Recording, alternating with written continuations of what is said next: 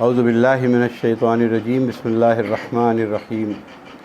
وَاتْلُ عَلَيْهِمْ نَبَأَ إِبْرَاهِيمَ إِذْ قَالَ لِأَبِيهِ وَقَوْمِهِ مَا تَعْبُدُونَ قَالُوا نَعْبُدُ أَصْنَامًا فَنَظَلُّ لَهَا عَاكِفِينَ قَالَ هَلْ يَسْمَعُونَكُمْ إِذْ تَدْعُونَ أَوْ يَنفَعُونَكُمْ أَوْ يَضُرُّونَ قَالُوا بَلْ وَجَدْنَا آبَاءَنَا كَذَلِكَ يَفْعَلُونَ قَالَ أَفَرَأَيْتُم مَّا كُنتُمْ تَعْبُدُونَ أَنتُمْ وَآبَاؤُكُمُ الْأَقْدَمُونَ فَإِنَّهُمْ عَدُوٌّ لِّي إِلَّا رَبَّ الْعَالَمِينَ الَّذِي خَلَقَنِي فَهُوَ يَهْدِينِ وَالَّذِي هُوَ يُطْعِمُنِي وَيَسْقِينِ وَإِذَا مَرِضْتُ فَهُوَ يَشْفِينِ وَالَّذِي يُمِيتُنِي ثُمَّ يُحْيِينِ وَالَّذِي أَطْمَعُ أَن يَغْفِرَ لِي خَطِيئَتِي يَوْمَ الدِّينِ رَبِّ هَبْ لِي حُكْمًا وَأَلْحِقْنِي بِالصَّالِحِينَ واجعل لي لسان صدق في الآخرين واجعلني من ورثة جنة النعيم واغفر لأبي إنه كان من الضالين ولا تخزني يوم يبعثون يوم لا ينفع مال ولا بنون إلا من أتى الله بقلب سليم وأزلفت الجنة للمتقين وبرزت الجحيم للغاوين وقيل لهم أين ما كنتم تعبدون من دون الله هل ينصرونكم أو ينتصرون فكبكبوا فيها هم والغاوون وجنود إبليس أجمعون قالوا وهم فيها يختصمون تالله إن كنا لفي ضلال مبين إذ نسويكم برب العالمين وما ضلنا إلا المجرمون وما لنا من شافعين ولا صديق حميم فلو أن لنا كرة فنكون من المؤمنين إن في ذلك لآية وما كان أكثرهم مؤمنين وإن ربك لهو العزيز الرحيم صدق اللہ العظیم۔ یہ سورہ شعراء میں نے بتایا تھا کہ پہلے اس کی بنیادی بات یہ آ رہی تھی کہ جب نبی کریم صلی اللہ علیہ وسلم پریشانی میں مبتلا تھے کہ لوگ کوئی مان ہی نہیں رہا ہے بات، اور آپ پریشان ہوتے تھے۔ قرآن میں ایسی بات بہت جگہ بیان کی گئی ہے۔ یہاں دیکھیے کہا کہ لعلک باخع نفسک الا یکونوا مؤمنین، اے نبی لگتا ہے کہ آپ تو اپنے کو ہلاک کر دیں گے اگر ایمان نہیں لائیں گے، تو آپ اتنا پریشان کیوں ہو رہے ہیں؟ سورہ کہف میں کہا گیا کہ لعلک باخع نفسک علی آثارہم۔ تو اس طرح کی باتیں نبی کریم صلی اللہ علیہ وسلم کو بار بار یہ کہی جا رہی تھی۔ اس لیے حدیث میں یہ آیا ہے کہ ایسا نہیں تھا کہ کوئی پریشان ہو رہے ہیں یا مسلمانوں پر ظلم توڑا جا رہا تھا اس لیے ایسا ہو رہا تھا، یہ نہیں تھی۔ تو ایک حدیث ہے کہ جب خباب بن الارت ان کے پاس گئے اور کہا کہ یا رسول اللہ آپ میرے لیے دعا نہیں کرتے ہیں، ہمیں ننگے بدن تپتی ریت پر لٹایا جاتا ہے، آپ اٹھ کے بیٹھ گئے، آپ کا چہرہ متغیر ہو گیا، اور بات کہنے کی یہ تھی کہ کیا تم ابھی سے پریشان ہو گئے؟ تم سے پہلے کے لوگ کوئی لوہے کی کنگھی سے ان کا گوشت نکال لیا گیا تھا، تو انہوں نے تو کچھ نہیں کیا۔ تو اس طرح کی باتیں بتائیں اور کہا کہ یہ تو وجہ یہ نہیں تھی کہ مسلمانوں پر ظلم توڑا جا رہا تھا، اور اس وجہ سے ہوتی تو پھر آپ تو ان کے ساتھ اور سمپیتھائز کرتے، نہیں منع کر دیا، نہیں ایسا کیوں ہے، آپ غصہ ہو گئے۔ ایک دوسری حدیث میں آتا ہے کیوں پریشان تھے، آپ نے کہا کہ دیکھو ایسا ہے کہ بھی بخاری کی روایت ہے، میں نے آگ جلا رکھی ہے کہ روشنی ہو جائے، اور تم جو ہو پروانوں کی طرح اس آگ میں گر رہے ہو، بار بار میں پکڑ کے نکال رہا ہوں، میں نے روشنی کے لیے آگ جلائی ہے، تم آگ میں جلتے ہو۔ یہ پریشانی تھی، یہ آگ میں جلے گا، بچ جائے۔ یہی وجہ ہے کہ نبی کریم صلی اللہ علیہ وسلم نے ان سے جب پوچھا گیا آخرت میں کیا، تو آپ نے کہا قیامت میں بس میری امت کو بخش دینا، بس یہی بات۔ امت کے لیے ایک نبی اتنا بے چین، اور جو امت کی حالت ہے ہم دیکھ ہی رہے ہیں، کہنے کی ضرورت نہیں۔ تو اس سلسلے میں جھوٹی باتیں، اس میں جو بات آ رہی نشانی مانگا کرتے تھے، نشانی دکھاؤ کہ تم اللہ کے رسول، سب جاننے کے باوجود۔ یاد رکھیے نشانی دو طرح کی ہوتی ہے، ایک تو ہر چیز اللہ کی نشانی ہے، یہ آسمان، زمین، ستارے، چاند، سورج، پیڑ پودے، انسان خود، اس کا وجود نشانی اللہ کی. لیکن وہ مانگتے تھے معجزہ کوئی ایسا لے آؤ جو اس قانون سے ہٹ کے ہو. تو اللہ نے اس طرح کی چیزیں بیان کی ہیں. موسیٰ علیہ السلام کا قصہ آپ نے سنا کہ کیسے کیسے معجزے سامنے آئے، جن کو نہیں ماننا تھا نہیں مانا، یہاں تک کہ وہ جو جادوگر تھے وہ سجدے میں گر پڑے کہ نہیں یہ تو نبی ہیں، یہ تو جادوگر نہیں ہے. لیکن فرعون جب ڈوبنے لگا تب کہا کہ ہم ایمان لائے، تو اب کہا کہ اب کہاں، وقت ختم ہو چکا. اسی کنٹیکسٹ میں آج جو آیت پڑھی گئی ہے اس کے کچھ پارٹ ہم ابراہیم علیہ السلام کا قصہ بیان. یاد رکھیے نوح علیہ السلام کے بعد جن کو ہم کہتے ہیں ابو الانبیاء، انبیاء کے تمام انبیاء انہی کی نسل سے آئے.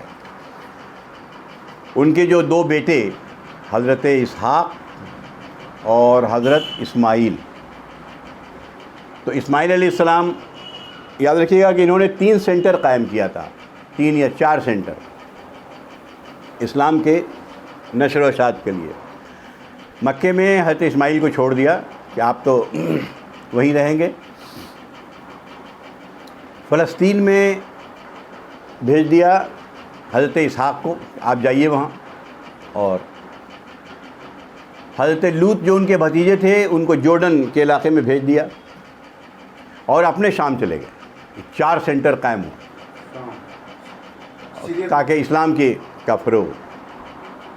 تو اس میں سب سے زیادہ جو نسل بڑھی ہے وہ حضرت اسحاق کی، ان کے بیٹے یعقوب جن کا لقب تھا اسرائیل. اسرائیل کے معنی ہوتا ہے، یہ سریانی لفظ عبداللہ.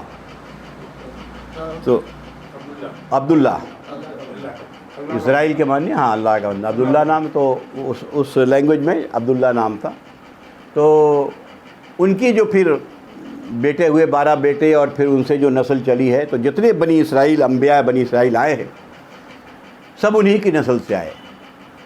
اور آخر میں نبی کریم صلی اللہ علیہ وسلم یہ حضرت اسماعیل کی نسل سے آئے ہیں. اس لیے ابراہیم علیہ السلام کا قصہ بار بار بیان ہوتا ہے. اس کی 2-3 وجہیں ہیں. ایک وجہ یہ ہے کہ مشرکین مکہ بھی کہتے تھے کہ ہم تو ابراہیم کے مذہب پر ہیں، اور شرک بھی کر رہے ہیں، تو مطلب یہ سب انہی کا مذہب ہے. یہود ظاہر سی بات ہے انہی سے لگاتے تھے، عیسیٰ علیہ السلام بھی انہی کے بنی اسرائیل میں سے تھے، تو عیسائی بھی انہی کو اپنا. تو یہ تینوں جو تھے مین گروپ، یہ تینوں حضرت ابراہیم علیہ السلام کو اپنا مقتدا مانتے تھے. تو قرآن میں سورہ بقرہ میں لگا وما کانا ابراہیم یہودیوں ولا نصرانیوں ولاکن خالص مسلم، کہ وہ نہ یہودی تھا نہ نصرانی تھا، وہ تو خالص مسلم تھا ابراہیم. اس لیے ان کا قصہ بیان ہوا. پھر ان کا ذرا بیک گراؤنڈ بھی جان لیں. پہلے بھی بیان کیا ہوا ہے کہ ان کے والد نمرود کی سرکار میں بہت بڑے عہدے پر مقرر تھے، خاص کے ریلیجیس افیئرس کے منسٹر کہیے، کوئی چیف سیکریٹری جو بھی کہہ لے، ایک بڑے پوسٹ پر تھے. اور وہاں چونکہ پرستش بتوں کی ہوتی تھی، تو جو آج بھی پجاریوں کو بڑی اہمیت دیتے ہیں، بڑے بڑے بادشاہ آ کے جھکتے ہیں، تو وہاں بھی جھکتا تھا اس کے آگے. ان کے گھر میں ابراہیم علیہ السلام پیدا ہوئے ہیں. تو شیطان کے گھر میں ولی پیدا ہوا. ہم لوگ سنتے ہیں ولی کے گھر میں شیطان، یا شیطان کے گھر میں ولی پیدا ہوا. اب پیدا ہوتے کے ساتھ جیسے تھوڑا شعور ان کو آیا ہے، تو والد سے اپنا، یہ قرآن میں جگہ جگہ اس کا ذکر ہے. قرآن نے جب قصہ ذکر کیا، کبھی ایک جگہ ذکر نہیں کیا ہے. جو حصہ اس قصے کا اس صورت میں جو بات بیان کیا جا رہی ہے اس سے ریلیٹڈ ہے، اتنے ہی قصے کو بیان کیا، باقی دوسری جگہ بیان کیا. تو یہاں دیکھیے اس بیک گراؤنڈ میں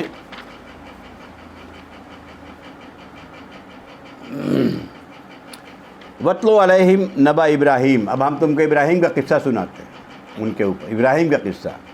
اِذْ قَالَ لِأَبِيهِ وَقَوْمِهِ مَا تَعْبُدُونَ. جب انہوں نے دیکھا کہ یہ سب بت کے آگے جھکتے ہیں، یہی ہے ان کا، تو سوال کر دیا کہ اپنے ابی ہے، اپنے والد سے، اپنے باپ سے، وقومِهِ اپنی قوم سے، ما تعبدون کس چیز کی تم عبادت کرتے ہو، کس کی پوجا کر رہے ہو؟ قالوا نعبد اصناما فنظل لها عاکفین۔ اس کا ترجمہ ایک عالم نے بڑا اچھا کیا ہے، مجھے بڑا پسند آیا، میں اور ہندوستانی کنٹیکسٹ میں اچھا ہے کہ ہم جو ہے اسی بت کی سیوا میں لگے ہوئے ہیں۔ انہوں نے اس کا ترجمہ اسی کا ہے، جو یہاں تو اسی کے سیوا میں لگے رہتے ہیں، ہمارا یہی کام ہے۔ قال، اب ان کا سوال سنیے، حل یسمعونکم اذ تدعون، کیا جب تم ان کو پکارتے ہو تو کیا یہ سنتے ہیں جن کو تم پکار رہے ہو؟ اب یہ سوال والد اور اوپر سے منسٹر، کیا سنتے ہو؟ او ینفعونکم او یضرون، کیا یہ تمہیں کوئی نفع پہنچاتے ہیں یا کسی نقصان پہنچانے پر قادر ہیں؟ دوسری جگہ ہے کہ کیا ایک مکھی اڑا دینے پر قادر ہیں اگر بیٹھ جائے تو؟ قالو، اب ان کا جواب سنیے گا۔ یہ قرآن اس انداز سے بیان کرتا ہے کہ دیکھیے، خدا ہے تو ہماری سنے گا، خدا ہے تو ہماری نفع نقصان کا مالک ہے۔ تو یہ صاف صاف سوال کیا کہ کیا نفع نقصان کا مالک ہے؟ کوئی نفع پہنچا سکتا ہے تمہیں، کوئی نقصان پہنچا سکتا ہے تمہیں؟ کیا تمہاری بات سنتا ہے؟ اس کے جواب میں کیا کہا انہوں نے؟ قالوا بل وجدنا آباءنا کذالک یفعلون، یہ سب کچھ نہیں، ہم تو اپنے باپ دادا کو ایسے ہی کرتے ہوئے پایا ہے اور ہم یہی کر رہے ہیں۔ مطلب کہنے کا کہ کیا میرے باپ دادا بیوقوف تھے جو یہ سب کرتے آئے ہیں؟ سب کو بیوقوف ہم سمجھ لیں؟ ایسا تو ہو نہیں سکتا۔ یہ میں بار بار یہاں اس کو بیان کیا ہے، اور قرآن میں بھی تمام انبیاء جو قصے بیان ہوئے ہیں اس میں یہ بات ضرور آئی ہے کہ ما وجدنا آباءنا، ہم نے تو اپنے باپ دادا کو اسی وقت پایا ہے تو ہم اسی کو مان رہے ہیں۔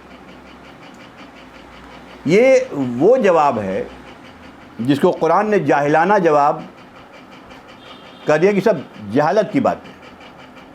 آپ دیکھیے کہ باپ دادا آپ کیا کر رہے ہیں، وہ کیا کر رہے تھے۔ باپ دادا حرام خوری کر رہے تو کیا بیٹے کو حرام خوری کرنے جائز ہے؟ باپ دادا رشوت لے رہے تھے تو کیا بیٹا بھی رشوت لے گا؟ اسی طریقے سے لیکن یہی سائیکی نفسیات آج بھی، بریلی کا بیٹا بریلوی، اہل حدیث کا بیٹا اہل حدیث، دیوبندی کا بیٹا، کیوں بھائی، کیوں ایسا؟ وجہ آپ نے کبھی سوچا کہ کیا ہے جو باپ دادا ہمارے کرتے چلے آ رہے ہیں، ہم اس مسلک سے تعلق رکھتے ہیں، کیا صحیح کیا غلط؟ کبھی سوچا؟ ہم اہل حدیث مسلک سے تعلق رکھتے ہیں، کیا سوچا کہ کیا صحیح کر رہے ہیں غلط کر رہے ہیں؟ لیکن نہیں، ہم تو بس ما وجدنا آباءنا کذالک یفعلون، ہم نے اپنے باپ دادا کو پایا اور ہم ایسے ہی کرتے آ رہے ہیں۔ آپ اگر اس پر غور کریں گے، یہ قرآن غور کرنے کی چیز ہوتی ہے، تو آج دنیا میں 90% سے زیادہ لوگ اپنے باپ دادا کی مذہب کی پیروی کر رہے ہیں، چاہے مسلمان ہی کیوں نہیں۔ ٹھیک ہے، اسلام مل گیا، جس حالت کا اسلام ملا ہے ہم اسی حالت میں لے کے چل رہے ہیں، الا ماشاء اللہ بہت چند پرسنٹیج ہے جو شعوری طور پر دیکھتے ہیں کہ بھائی اسلام ہے کیا، کیا نہیں ہے، باپ دادا غلط۔ حالانکہ طریقہ یہ ہونا چاہیے کہ ہم دیکھیں کہ کیا صحیح ہے کیا غلط ہے۔ اگر باپ دادا جہاں غلط ہے اور انتقال کر گئے، ان کے مغفرت کی دعا کیجئے، اور ان کے گناہ میں اضافہ کر رہے ہیں آپ، ان کی غلطی کو آپ کنٹینیو کر رہے ہیں تو ان کے گناہوں میں اضافہ کر رہے ہیں۔ آپ دیکھیے، اگر آپ سدھر جائیے، آپ اپنی کی اصلاح کر لیں اور پھر ان کے لیے دعا کریں، مغفرت کی دعا کریں کہ اللہ میرے والدین سے یہ غلطی تھی، معاف کر دے ان کو، یہ ایک تو بڑی اچھی بات ہو۔ لیکن نہیں، یہ قرآن نے بار بار اس کو بیان کیا، اور قرآن کا بار بار بیان کرنا کسی ایک بات کو کوئی آسان، کوئی ایسے ہی معاملہ نہیں ہے، کوئی بہت اہم معاملہ ہے۔ جب اہمیت یہی ہے کہ تمام اٹھا کے دیکھ لیجیے پوری دنیا میں۔ قالوا بل وجدنا آباءنا، یہ جواب دیا کہ نہیں، ہمارے پاس کوئی دلیل ولیل نہیں ہے کہ سننا ہے نہیں سنتے، ہم تو باپ دادا کو پایا ہے جی، ہم ایسے ہی کرتے آ رہے ہیں۔ قال، اب ان کا جب انہوں نے یہ جواب دیا ہے تو اب پھر وہی سوال، دوسرا سوال کرتے ہیں، گھما کے بات وہی ہے۔ قال افرأیتم ما کنتم تعبدون، کیا تم نے کبھی اس بات پر غور بھی کیا ہے جس کی تم عبادت کرتے ہو؟ یہی غور کی بات ہے بھئی، ہم نماز پڑھتے آ رہے ہیں، ہم فلاں کرتے ہیں نا، اپنا کام کرتے آ رہے ہیں، بھئی ہم کر رہے ہیں، میرے گھر میں 10 طرح کے بدعات خرافات ہو رہے ہیں، باپ دادا سے ہوتے ہوئے دیکھا ہے۔ دیکھیے کیا ہو رہا ہے گھر میں، ہم کم سے کم 10 طرح کا تہوار مناتے آ رہے ہیں جس کا کوئی ذکر ہی نہیں ہے کتاب و سنت میں، 2 تہوار کے علاوہ۔ کیا ہے؟ کبھی ہم نے غور کیا کیا ہو رہا ہے؟ محرم میں تعزیہ اٹھا رہے ہیں، کبھی ہم نے غور کیا کہ ہم کیا کر رہے ہیں؟ یہ ہم مسلمان کے کنٹیکس میں بات کر رہے ہیں، یہاں تو غیر مسلم کے کنٹیکس میں بات ہو رہی ہے، بات وہی آ رہی ہے۔ کیا تم نے کبھی غور کیا انتم و آباؤکم الاقدمون، یا تم یا تمہارے باپ دادا نے جو پہلے گزر چکے انہوں نے کبھی غور کیا اس پر کہ کیا کر رہے ہیں؟ وہ بھی ان سے بھی پوچھا جاتا تو یہی کہتے ہم نے اپنے باپ دادا کو پایا۔ فَإِنَّهُمْ عَدُوٌّ لِّي إِلَّا رَبَّ الْعَالَمِينَ، یہ نہیں کہا یہ میرا دشمن ہے، یہ جو بت ہے نا یہ میرا دشمن ہے۔ بڑی اہم بات، یہ نہیں کہا کہ تمہارا دشمن ہے، نہیں تو ترنت بگڑ جاتے سر، ایسا کیسے ہو سکتا ہے؟ میرے خدا کو بولو میرا دشمن نہیں، میرا دشمن ہے سوائے رب العالمین کے، جس کی عبادت ہم کرتے ہیں اس کے علاوہ جتنی کو تم پوج رہے ہو یہ میرا دشمن ہے۔ ایک سائیکولوجیکل نفسیاتی بات، ظاہر سی بات ہے تمہارا دشمن کیسے ہوا؟ دشمن اس معاملے میں ہوا کہ یہ نہ صرف یہ کہ ہم کو جہنم میں یا ہمیں غلط راستہ بتائے گا، کوئی نفع اور نقصان نہیں کرے گا، بلکہ الٹا ہمارے لیے جہنم کا ایک راستہ بن جائے گا۔ یہ تو میرا بہت بڑا دشمن ہے، میری دنیا بھی بگاڑے گا، آخرت بھی بگاڑے گا۔ گویا اپنے اوپر رکھ کے ان کو بتا دیا، یہ مطلب ہے کہنے کا۔ یہ نہیں بتایا کہ تمہارا دشمن ہے، اپنے اوپر رکھ کے بتا دیا بھائی ہمارا تو یہ دشمن ہے۔ کیوں دشمن ہے؟ ایسا دشمن ہے۔ اب آپ بھی سوچ لیجئے کہ آپ کا بھی ہو سکتا ہے کہ نہیں ہو سکتا۔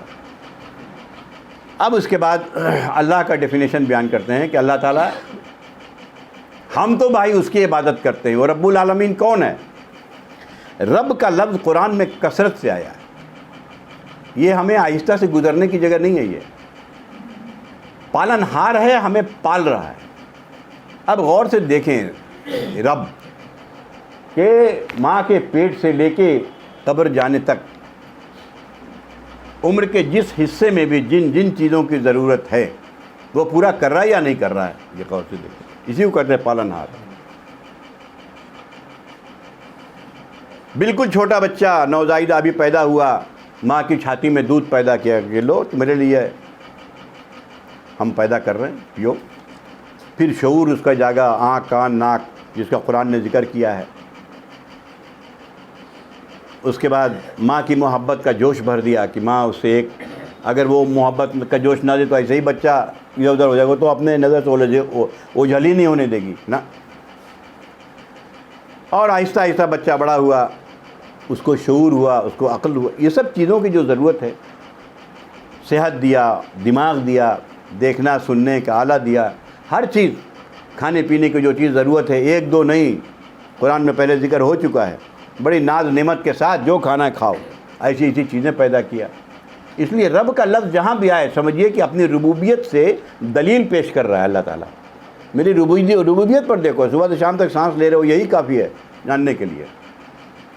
تو کہا کہ انہوں نے کہا کہ دیکھیے، اور رب العالمین کون ہے؟ الذی خلقنی، سب اپنے اوپر رکھ کے بولا ہے، حالانکہ ان کو بھی اسی نے پیدا کیا، ان پر نہیں بولا۔ وہ وہی ذات ہے جس نے میری تخلیق کیا، مجھے پیدا کیا، مجھے بنایا۔ فہو یہدین، اور مجھے صحیح راستہ دکھایا۔ ہم تو اس کی عبادت کرتے ہیں جس نے پیدا کیا۔ یہ یہدین خالی وہ دین کا راستہ نہیں، عقل سمجھ، دنیا میں کیا کرنا ہے، کھانا ہے پینا ہے، یہ سب کون دیا؟ یہ سینس کس نے دیا؟ یہ سارا سینس، یہ چیز غلط، یہ چیز صحیح، یہ مت کھاؤ، یہ کھاؤ، کس نے کر دیا؟ سب اسی نے بتایا۔ بغیر قرآن پڑھے بھی بہت سی برائی سے انسان بچتا ہے کہ نہیں یہ غلط ہے، یہ نہیں کرنا چاہیے، صحیح ہے۔ کس نے دیا؟ یہدین، راستہ دکھا دیا۔ والذی، وہ وہی ذات ہے جو رب العالمین ہوا یطعمنی و یسقین، وہی کھلاتا ہے، وہی پلاتا ہے۔ اب انسان اس پر بھی غور کر رہا ہے۔ سب میں یتمنی، مجھے، یتمنا نہیں کہا، ہم سب کو مجھے کھلاتا ہے۔ اب کھانا ہم لوگ کھاتے ہیں، کوئی ایسا ہے جو نہ کھائے؟ تو کھانے کے وقت کہا گیا کہ کھانے کے وقت جو دعا پڑھتے ہیں، ہمارے یہاں تو عربی پتہ ہی نہیں، دیکھیے بسم اللہ کر کے کھاؤ. وہ اس جو رحمان رحیم ہے اس کی دیکھو کہ کیا چیز دسترخوان پہ آ گئی. ہم نے کیا کیا پیدا کیا ہے، قرآن میں پوری تفصیل بیان کیا ہے. اور جب کھانا کھا لیا پھر دعا بتائی گئی. تو اطعمنا و سقانا و جعلنا من، کھلایا پلایا اور مجھے مسلم بنایا، مطلب مجھے اس لائق بنایا ہے کہ میں اس کا شکر ادا کر سکوں. یعنی پھر ایک بار غور کرنے کی دیکھا تھا کہ کھا کے اٹھ تو گئے، غور کرو اس کھانے پر، یہ کہاں سے آیا، یہ چاول، یہ گیہوں، یہ پھل فروٹ، یہ پانی جو تم پیتے ہو، پھر پورے جسم کا نظام دیکھ لو، کھا لیتے ہو کیسے، کھانے کی اچھی چیزیں بدن کو لگتی ہیں، غلط چیزیں آؤٹ ہو جاتی ہیں، وہ سسٹم سب اللہ نے بتایا. فَهُوَ يُطْعِمُنِي وَيَسْقِينِ وَإِذَا مَرِضْتُ فَهُوَ يَشْفِينِ.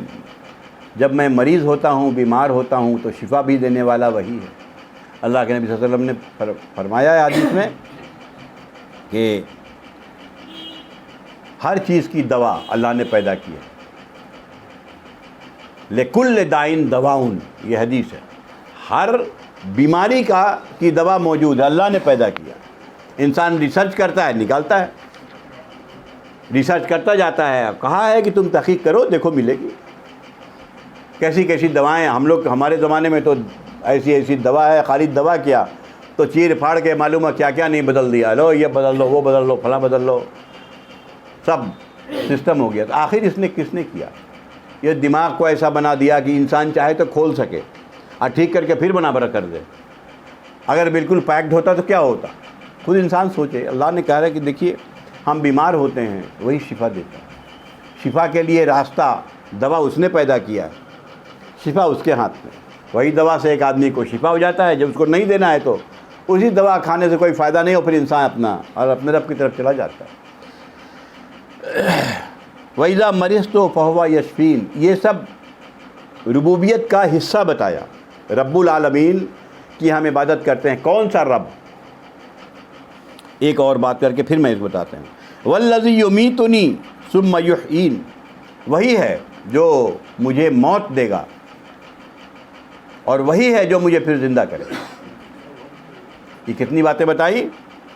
اس نے بنایا، راستہ دکھایا، کھانا کھلایا، پانی پلایا، مریض ہوئے تو شفا دیا، اور وہی ہمیں موت دے گا اور وہی ہمیں اٹھائے گا.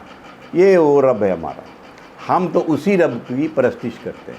اب تم بتاؤ کہ تمہارا رب جس کو مان رہے وہ کیا کرتا ہے. دراصل یہ سوال ہے ان کا. تو اب اس سوال کا ان کے پاس کوئی جواب تو ہے نہیں سوائے اس کے کہ ہم نے باپ دادا کو اس پر پایا ہے، ہم یہ کریں گے. اور اس کے بعد بھی کہا والذی اطمع، اور وہ وہی ذات ہے جس سے میں یہ طمع رکھتا ہوں، لالچ رکھتا ہوں یا امیدیں رکھتا ہوں، ان یغفر لی خطیئتی یوم الدین، کہ آخرت میں وہ میری خطا کو بھی معاف فرمائے گا. ایک نبی کہہ رہا ہے میری خطا کو معاف فرمائے گا، جبکہ نبی معصوم ہوتے ہیں. ایک تمام امت کا متفقہ عقیدہ ہے. لیکن خطا کا بھی ذکر کیا قرآن نے، خطا کا بھی ذکر کیا. یونس علیہ السلام کی خطا، خود نبی کریم صلی اللہ علیہ وسلم کی 5 بار اس کا ذکر کیا. وہ میری والی خطا مت سمجھیے گا، یہ عام طور پر یہی کنفیوز کرتے ہیں لوگ. میری والی خطا نعوذ باللہ، وہ نبی کہاں میری والی خطا، ہم تو گناہ کرتے ہیں. خطا یہ ہوتا ہے کہ محبت کے جوش میں، اللہ کے بندگی کے جوش میں جو حدود ہیں کبھی کبھی اس سے بڑھ گئے، جو ان کی شایان شان نہیں کہ نبی کیا کر رہے ہوئی. یونس علیہ السلام تھوڑا سا وقت سے پہلے نکل گئے اور پوچھا کہ کیوں آگے، کہا کہ اللہ آپ سے ملنے کا شوق تھا، تو ان کو مچھلی کے پیٹ میں ڈال دیا. یہ چھوٹی سی یہ خطا، اس کو خطا کہتے ہیں. یہ ہمارے لیے کوئی خطا نہیں ہے، تو بہت اونچا مقام ہے. اگر یہ سب ہو جائے انسان کو، عام انسان کو ملے، یہ ہے وہ چیز.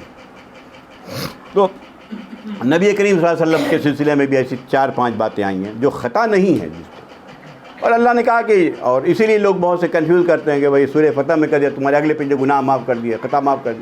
وہ کون سکھا رہے؟ یہ خطا نہیں ہماری والی بھائی جس میں اللہ کی نافرمانی ہوتی ہے. وہ نافرمانی نہیں کرتے تھے، بلکہ وہ بس یہ چاہتے تھے کہ اللہ تعالیٰ چاہتا ہے کہ وہ بالکل جو سینٹر پوائنٹ ہی ایکولیبریم پر رہے، اس سے ذرا سا آگے پیچھے نہ ہو، اور محبت کے جوش میں، اللہ کی عبادت کے جوش میں، اللہ کی محبت کے جوش میں تھوڑا سا بھی نبی اگر آگے بڑھا، اللہ نے روک دیا، نہیں نبی ایسا نہیں ہونا چاہیے، تم اپنی راہ۔ اب یہی بات اس میں بار بار آ رہی، کیوں پریشان ہو رہے تم اتنا؟ یہ کوئی گناہ تو نہیں تھا، کیوں پریشان؟ تم لگتا جان دے دو گے، کیوں کر رہے ہو ایسا؟ ایسا نہیں کرو۔ وہ والا قصہ آپ کو پتہ ہی ہوگا، جب ایک اندھے آئے، جب آپ کفار مکہ سے بات کر رہے تھے، صرف عبداللہ ابن مکتوم آئے، کوئی خاص بات نہیں تھی، ذہن میں صرف یہ بات آئی کہ ابھی چونکہ کفار مکہ سے بات کر رہے ہیں، اسلام کے لیے ہی آئی، ان میں سے اگر ایک بھی ایمان لے آیا تو سینکڑوں لوگ لے آئیں گے، یہ ابھی نہ آتے تو اچھا ہوتا۔ صرف پیشانی پہ بل آیا، ان کو کچھ کہا بھی نہیں، اللہ نے منع کر دیا کہ نہیں، کلا، ہرگز ایسا نہیں ہونا چاہیے۔ ان چیزوں کو قرآن نے خطا سے تعبیر کیا ہے۔ جو ہم لوگ جو خطا کرتے ہیں وہ صریح نافرمانی ہوتی ہے اللہ کی، وہ تو نبی سے بہت بعید ہے، بہت بعید بات کہ نبی سے یہ سب معاملہ سرزد ہو، اسی لیے ان کو معصوم کہا گیا، اس میں کنفیوز کرنے کی ضرورت نہیں ہے بالکل۔ تو یہاں وہ بھی اب ابراہیم علیہ السلام کہہ رہے ہیں والذی اطمع، میں یہ طمع رکھتا ہوں، یہ لالچ رکھتا ہوں، یا اپنے رب سے یہ امید رکھتا ہوں ان یغفر لی خطیئتی، یہ میری خطا کو معاف کروا دے گا اس دن، روز جزا کے دن، جس دن ہم لوگ سب اللہ کے سامنے حاضر کیے جائیں گے۔ اب اس کے بعد اتنی بات بیان کر دیا، پھر دعا کیا۔ یہ بڑی، میں تو بہت شارٹ میں یہ بات بتائی کہ رب العالمین کی جو کیفیت ہوتی ہے، یہ 5-6 باتیں بتائی ہیں، یہ رب العالمین ہے۔ تو اب جہاں جہاں رب کی بات آ رہی ہے، ذرا غور سے ہم دیکھیں کہ یہی دلیل ہے جو پیش کی گئی ہے۔ وہی پیدا کر رہا ہے، وہی مار رہا ہے، نہ پیدائش میں میرا کوئی سے ہے، نہ مرنے سے ہم کسی کو بچا سکتے ہیں کہ بچ جائے۔ قرآن نے بار بار ذکر کیا ہے، تو بچا لو، ہمت تو بچا لو، تم تو چاہ رہے تمہارے اپنے آدمی جا رہے ہیں، دیکھ رہے ہو، کھڑے ہوئے ہو، سورہ واقعہ میں یہ بات آئے، بچا لو، تم نہیں بچا سکتے ہو، تم مجبور ہو، اگر تو ہم مجبور ہو تو سمجھ لو کوئی تم کو مجبور کر رہا ہے، وہ جبار ہے جو مجبور کر رہا ہے، ایمان لاؤ اس پر۔ وَإِذَا مَرِضْتُ فَهُوَ يَشْفِينِ وَالَّذِي يُمِيتُنِي ثُمَّ يُحْيِينِ وَالَّذِي أَطْمَعُ أَن يَغْفِرَ لِي خَطِيئَتِي يَوْمَ الدِّينِ۔ اس کے بعد دعا کہہ رہا ہے ربی، یہ بھی رب کا ہی کام ہے، حکمن وَأَلْحِقْنِي بِالصَّالِحِينَ، حبلی حکمن، اے اللہ ہمیں حکم عطا کر۔ حکم کہتے ہیں قوت فیصلہ، صحیح وقت پر صحیح فیصلہ لینے کا جو ملکہ انسان کے اندر ہوتا، وہ چونکہ نبی اللہ نے ان کو بنا دیا ہے، یہ دعا کر رہے ہیں کہ ہم کو وہ چیز پیدا کر، ہم صحیح وقت پر صحیح فیصلہ لیں۔ صحیح فیصلہ لے چکے صحیح وقت پر، باپ کے سامنے، سب لوگوں کے سامنے صحیح وقت پر صحیح فیصلہ لے چکے ہیں، ان سب کے باوجود دعا کر رہے ہیں کہ رب وَأَلْحِقْنِي بِالصَّالِحِينَ، اور جب موت آ جائے تو صالحین کے ساتھ مجھے لگا دے، ان کے زمرے میں۔ یہی دعا یوسف علیہ السلام نے بھی کیا تھا، توفنی مسلما والحقنی بالصالحین، کہ ہمیں جب وفات دے تو مسلم بنا کے وفات دے، اور جب آنکھ بند ہو تو یہ پیغام پہنچے کہ چلو تم صالح لوگوں کے زمرے میں تمہیں شامل کر لیا، صالحین میں۔ یہ دعا ضرور کرنا چاہیے۔ انبیاء کی دعا ایک تو ایسے بھی دیکھیے، تو انہوں نے بھی یہی دعا کہ رب حبلی حکمن، ہمیں قوت فیصلہ عطا کر، اور والحقنی بالصالحین، اور ہمارا الحاق ان کے ساتھ کر دے، مرنے کے بعد ان کے زمرے میں آ جائے۔ واجعل لی لسان صدق، اور مجھے سچی زبان دے، فی الآخرین، تاکہ بعد والے مجھے یاد کریں۔ بعد والے بہت سے لوگوں کو یاد کرتے ہیں، اچھے نام سے بھی اور برے نام سے بھی۔ فلاں نے ایسا کیا، اتنا برا تھا، فرعون کو لوگ برے نام سے یاد کر رہا ہے، نمرود کو برے نام سے یاد کر رہا ہے، لیکن موسیٰ علیہ السلام کو اچھے نام سے یاد کر رہا ہے۔ تو انہوں نے یہ بھی دعا کیا کہ ایسی سچی زبان دے مجھے، یہ بڑا اہم معاملہ ہے۔ زبان اگر سچی ہے، بات سچی بولتے ہیں، سچ کہتے ہیں، جو اتنا آسان نہیں ہے. آج بھی آسان نہیں ہے سچ کہہ دینا, نہیں تو ای ڈی والے پیچھے لگ جائیں گے. تو سچ کہہ دینا اتنا آسان نہیں ہے. میری سچی زبان دے تاکہ بعد والے لوگ ہمیں یاد کریں تو اچھے نام سے یاد. وَاجْعَلْنِي مِنْ وَرَثَةِ الْجَنَّةِ النَّعِيمِ, اور جنت کی وراثت جو نعمت والی جنت ہے وہ مجھے عطا کر دے, وہ دے دے. یہ نبی کی دعا ہے. اب یہاں دے وَاغْفِرْ لِأَبِي, اور میرے والد کی مغفرت فرما دے. إِنَّهُ كَانَ مِنَ الضَّالِّينَ, وہ گمراہوں میں سے تھا. یہاں ایک بات عام طور پر کنفیوژن ہوتا ہے, میں کلیئر کر دوں کہ جب باپ کو چھوڑ کے باپ نے کہا تھا کہ تو میری نظر سے دور ہو جا, وَاہْجُرْنِی مَلِيًّا, ہمیشہ کے لیے دور ہو جا. سورہ مریم میں یہ بات ہے, دور ہو جا میری نظر سے ہمیشہ کے لیے, ورنہ تجھے سنسار کر دوں گا میں. یہ باپ نے کہا تھا. بھائی کی بات ہے, اس کا اتنا بڑا عہدہ جا رہا تھا, کوئی مذاق بات تھوڑی ہے, پیسہ عہدہ.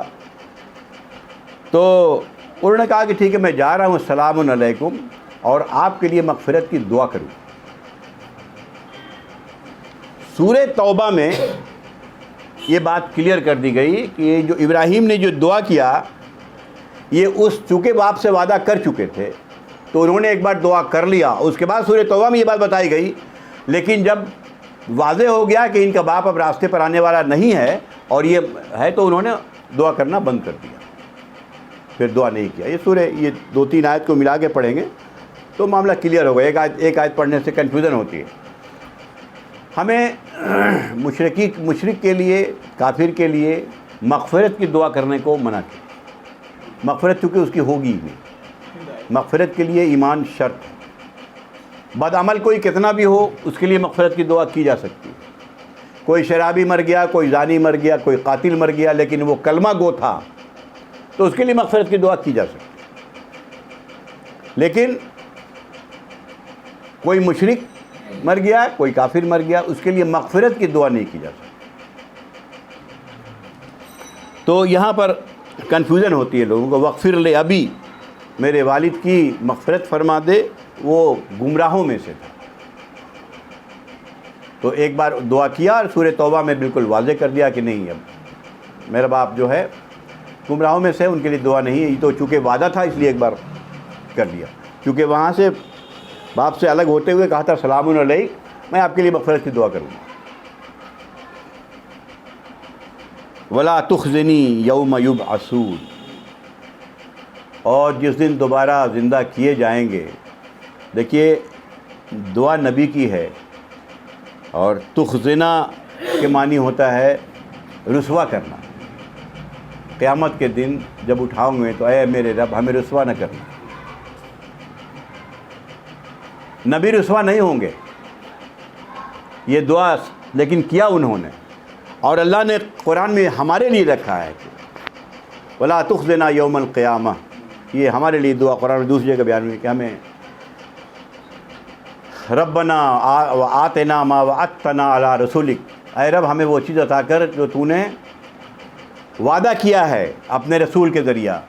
ولا تخزنا یوم القیامہ, اور قیامت کے دن ہمیں رسوا نہ کرنا.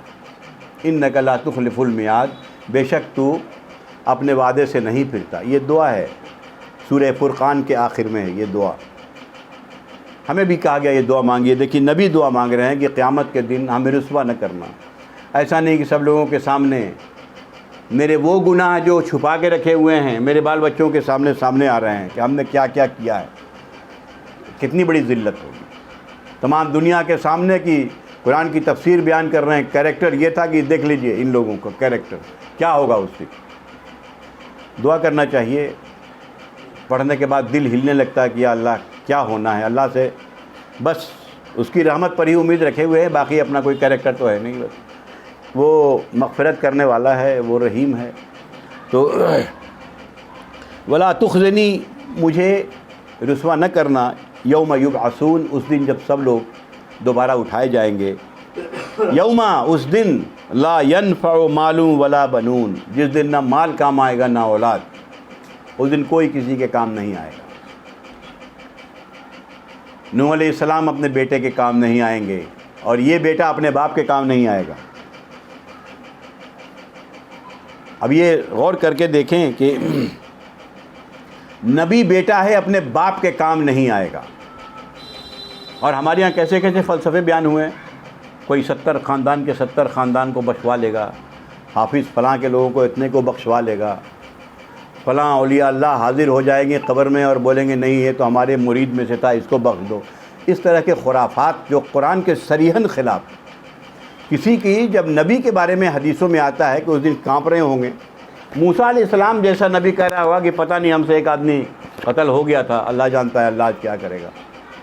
اس طرح کی باتیں آتی ہیں، اور یہاں قرآن دیکھیے کوئی نفع نہیں دے گا، ولا بنون الا، سوائے اس کے من اتی اللہ بقلب سلیم، جو اللہ کے پاس قلب سلیم لے کے آئے، وہ قلب جو اللہ کی طرف رجوع ہو، جس فطرت پہ پیدا کیا ہے اس فطرت پر ہو، وہ قلب لے کے آئے۔ اگر قلب ویسا ہے اور گناہ ہے تو اللہ کی ذات سے امید ہے کہ معاف فرمائے گا۔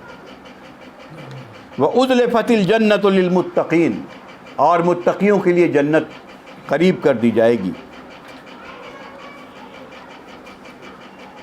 وَبُرِّزَتِ الْجَحِيمُ لِلْغَاوِينَ، اور جہنم جو ہے ان لوگوں کے لیے بھڑکا دی جائے گی، سامنے لائی جائے گی، وہ بھی یہ سامنے۔ اس کے بعد تھوڑا اور انشاءاللہ آئندہ ہفتے کریں گے، پھر پوچھا جائے گا اب بلاؤ ان کو جن کی تم عبادت کرتے ہو۔ انشاءاللہ اس پر آئندہ گفتگو کریں گے۔ بڑی اہم آیت ہے جن چیزوں کے بارے میں، ابراہیم علیہ السلام جیسا نبی، ابو الانبیاء جن کو کہتے ہیں، جن کے بارے میں قرآن نے کہا کہ یہ واقعی توحید کا قائل تھا، اس نے سب کچھ چھوڑ دیا ایک اللہ کے لیے، سب کچھ، باپ، خاندان، حکومت، مال، دولت، ملک، سب کچھ چھوڑ دیا، یہاں تک کہ نوزائیدہ بچہ، بیوی، سب کچھ چھوڑ دیا ایک اللہ کے لیے۔ وہ نبی کہہ رہے ہیں کہ جنت کے آخرت میں مجھے رسوا نہ کرنا۔ اور کیجئے کتنی بڑی دعا ہے، تو اس کو بار بار پڑھنے کا ہے۔ اللہ تعالیٰ اس طرح کی دعا کرنے کی توفیق عطا فرمائے۔ وآخر دعوانا ان الحمد للہ رب العالمین۔